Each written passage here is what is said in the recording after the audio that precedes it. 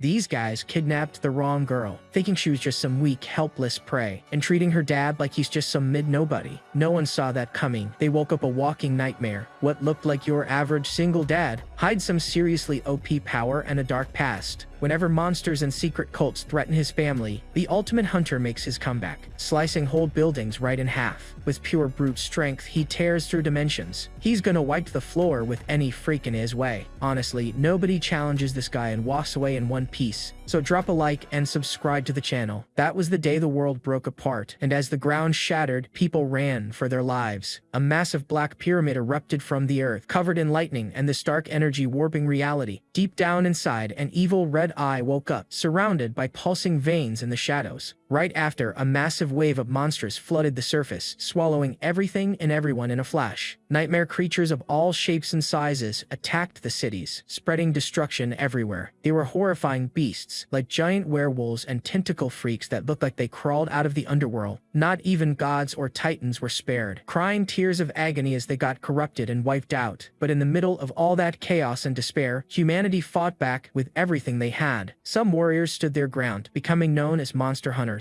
And after a millennium of bloodshed, from 763 to 1852, the war raged on, until, finally, humanity claimed victory, standing over the ruins of their world. Then a new era of peace and rebuilding began, with bright, modern cities. The scene cuts to a busy city at night, focusing on a neon sign for a bar called Memphis. Inside, a guy is grabbing a woman named Rin, asking for a kiss, but she tells him to stop. The girl seems to give in, saying it's fine, she doesn't have a choice. Puckering up, the man happily says he's going in, and that's where it gets crazy. His face bursts open, and a horrifying monster pops out with its mouth wide open. The creature fully reveals itself, a freak with claws and a weird shell. Ryan desperately grabs the beast that's right on her face. A dark splash covers the area as she lets out one last scream of agony. The scene then completely shifts to a sunny day in a residential neighborhood, and someone calls out, saying, "Excuse me." An older lady with hair curlers opens the door looking spooked. It's our MC, a guy in a suit standing on the porch holding a bag. The lady opens the door super slowly. He just stands there looking pretty annoyed, flipping his vibe instantly. He introduces himself as Akai, the new neighbor, but the lady just peeks, making him sigh for being ignored. Then he gets to his own door, with the name Akai on the plate, and announces he's home. Inside, Mitsuru Akai has her hands on her hips and cheeks puffed out, complaining she just wanted a quiet life in the country. RMC explains that growing up in the sticks made him want to live in the big city, but the girl whines that the city is boring and crowded. He scolds her, telling her not to say that at school, or she's never gonna make friends with that attitude. Mitsuru pictures herself as this super popular girl, flexing that someone as cute as her would have zero issues making friends. Checking the time suddenly, she yells, they need to go or she'll be late for her first day. The two bolt down the street while our MC screams for people to clear the way. Dodging through traffic like crazy, he's yelling for everyone to move while apologizing at the same time. They sprint up to the gate, begging the guard to wait a sec since he was just about to close it. Once they finally reach Rikuhara High School, they shout an apology. Father and daughter bow frantically to a teacher, apologizing for being late, but the guy says it's all good. The MC then says goodbye to his kid, telling her to listen to her teacher. Waving back, the girl replies she already knows, but the second her dad turns his back, she mutters for him to stop apologizing so much, or they'll start calling him Mr. Sorry. The scene wraps up showing her classroom sign, Class 1-2. In the classroom, the teacher tells the group they've got a new transfer student. Then the new girl introduces herself with high energy, saying her name is Mitsuru Akai. She keeps going, explaining her hobby is cooking. She's a huge fan of the actor Takeshi Kinmochi and hopes to be friends with everyone. Except after the intro, an awkward silence takes over the room, leaving the students creeped out. Breaking the ice, the teacher asks everyone to welcome her, while the girl just stands there feeling awkward. Meanwhile, a blonde girl says hi. Mitsuru's shocked, thinking this is way different from what she imagined.